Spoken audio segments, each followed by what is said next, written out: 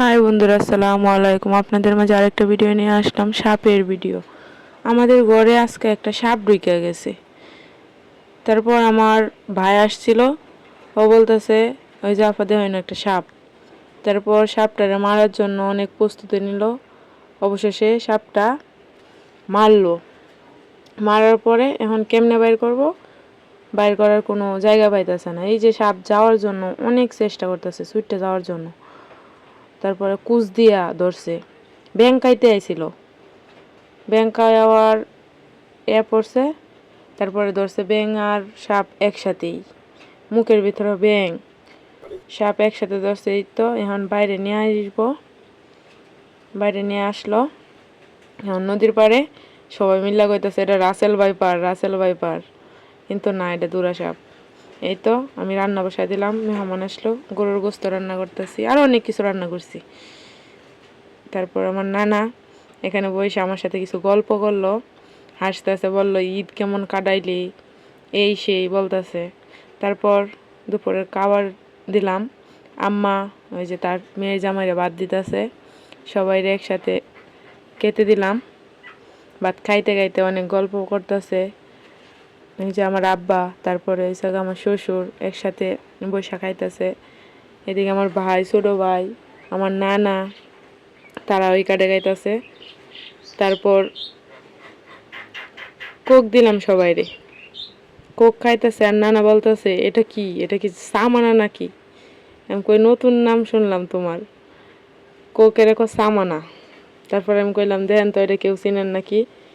মজুর এক সামানা। আগের দিনের মানুষ, কি বলবো, খাইতে পারে না, একটু একটু করে খাইলো।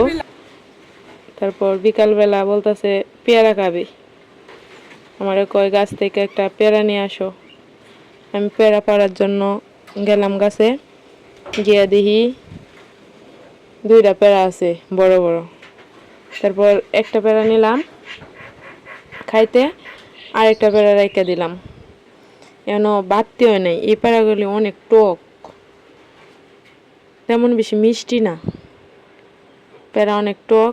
তারপর যাই হোক একটা পেয়ারা পারলাম, পারার পরে দিয়া ওরে বললাম খাইয়ে দেখো, ওই না আমি পেয়ারা খাই না, এটি টক লাগে, এটি কি পেয়ারা? হ্যাঁ, আব্বুরা কইতেছে আব্বু এটি কি গাছ লাগাইলেন, টক পেয়ারা, আমি তো কোনো দিনও খাই নাই। আমি কই খাও, সমস্যা কি? এই তো নিয়ে পায়রা দিলাম পেয়ারা, পেয়ারা খাইবো। তারপর হাঁসের খাবার রেডি করতেছে, এই জায়গায় হাঁসের খাবার। হাঁসের জন্য আজকে ধান নাই, এজন্য কুড়া দিছি হাঁসের, ধান নাই, কুড়া দিছি। এখন হাঁসের মুখে রুচি নাই, হ্যাঁ তো কুড়া খায় নাই, আজকে প্রথম কুড়া দেওয়া হয়েছে, তা কুড়া খাইব না হাঁসে। এখন হ্যাঁ কইতেছে খাইলে খাও, না খাইলে নাই। তারপর আমি কিছু গাছ লাগাইলাম, গাছগুলোতে অনেক দিন আগে লাগাইছিলাম, কিন্তু ফলন ধরে নাই তেমন বেশি। এখন হঠাৎ করে দিয়ে একটা করল্লা চোখে পড়লো, এই করল্লাটা দেখা আমি ওরে বলতেছি দেখো একটা করল্লা হয়েছে আমার গাছে, তুমি খাই লাও, বাজি করে না একটা করল্লা তোমার গাছের। আর এইদিকে একটা ফুলের গাছ আছে, ফুলটা অনেক সুন্দর ছিল, তাই ফুলটা একটু হাতে নিলাম। আর বলতেছি তুমি এত সুন্দর কেন, ওরা তো ঝরে গেছে, তুমি এত টাটকা আছো। ওই যে কমলা গাছ, আমার শ্বশুর একটা কমলা গাছ লাগাইছে, অনেক কমলা হয় এই গাছে, কিন্তু একটুও মজা না, খাইতে একটুও মজা লাগে না, একদম কেমন জানি লাগে, ভালো লাগে না। আর কমলা অনেক দরে। এই যে তারপর হাঁস টাস কাউন দিয়া পানি উড়াইতেছে, কারেন্ট আইছে, পানি উড়াইতেছে, কাউনের জন্য পানি নিতেছে, গোসলের জন্য পানি নিতেছে। মেহমান আসলো, গোসল করতে অনেকটা দেরি হয়ে গেছে। এখন গোসল টোসল করবো, গোসল কইরা আইলাম, পিঠা নিয়ে বসলাম, কিছু পিঠা খাইতেছি আর টিভি দেখতেছি, পিঠা খাইতেছি আর টিভি দেখতেছি। তারপর রাত্রে কাঁঠাল আনলো, আমার বাবার বাড়ি থেকে একটা কাঁঠাল আনছিল, এই কাঁঠালটা ভাঙলাম। ও বলে তোমার বাবার বাড়ির কাঁঠাল তুমিই খাও।